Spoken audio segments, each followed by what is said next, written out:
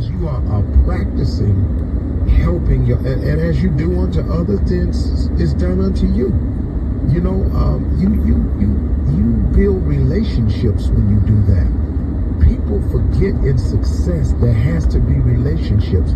There is no one person in this world who is just successful all on their own. You are successful, and successful people form relationships. And you've got to really coddle these relationships. You've got to nurture these relationships. They don't just happen. You don't just get cool with people just cause you cool. No, you got to do some cool things to these people and for these people to be cool with you when you need some cool. I don't know if I'm explaining that right, but that's the best way I can tell it to you. I'm just regular, you know, I just speak like that. This is an important principle to put into your life. The more people you help become successful, the more successful you become. You can, look, you have to say to people, hey, look, I've done that. This is what you got to do. You got to take some time out to share. You have to share information, experiences, thoughts. You got to take a minute, man, to uplift somebody. Give them some encouragement. Hey, man, you can do it. Don't give up. You have no idea. You right now, you have no idea how significant you are to someone else. How your words of encouragement could be the difference maker today. I'm talking about it's a person looking at you that you don't even really know you, or you don't really know them, and you see them struggling with something, just say, hey, you know what? I've been watching you from afar. You're going to be all right, man. I see something in you. Keep doing the right thing, man. You're going to be all right. I had a meeting with a young man for the first time, and this young man came into my office. I never met him. He has an internet service, which anybody could teach me something about the internet because I know little to close to nothing. He was 27 years old, and he was amazingly bright at this. And I guess, you know, that is not that hard to impress me, but the fluid speech pattern that he had about this very, very difficult subject, he was tossing around the terms I had heard, but he was actually putting them in sentences where it made sense to me. It's very fluid, very, very sure of himself when he was talking about this little thing. This young dude, 27 years old. And when he got through, the woman that had introduced me to him, I was leaving my office and she was going to escort him out.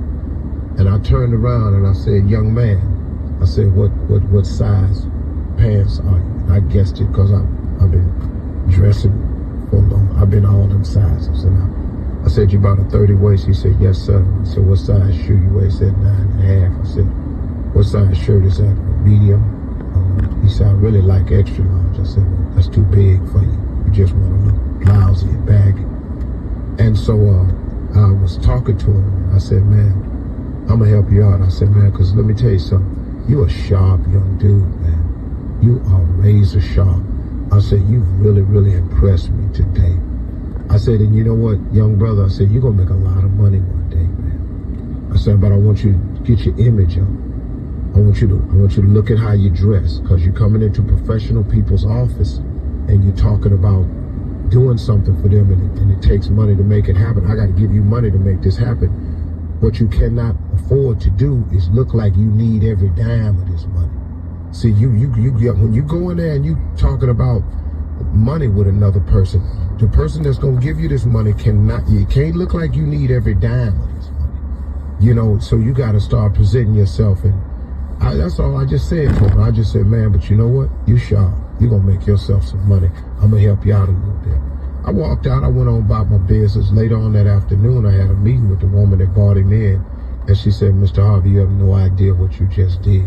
He said his eyes just teared up when you walked out. He said, wow, man, that man don't even know me.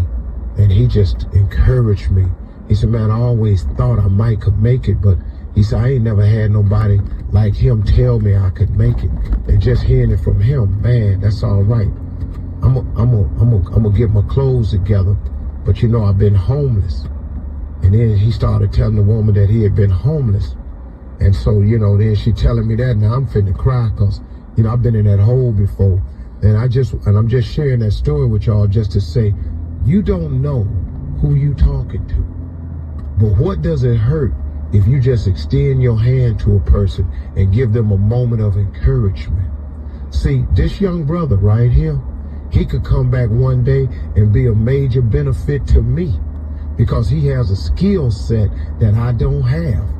Oh, I might be old Mr. Steve Harvey, but hey, guess what? I don't know nothing about what this young cat know. And he done went off and educated himself, and just a word of encouragement from somebody like yourself can make all the difference in another person's life. So remember, on your way to the top, the more people that you help become successful, the more successful you become. It's a requirement of God that you do that. That ain't Steve Harvey talking. If you read your Bible, somebody got a Bible verse that back me up, email it to me today if you know what it is. I don't know, but y'all do out there.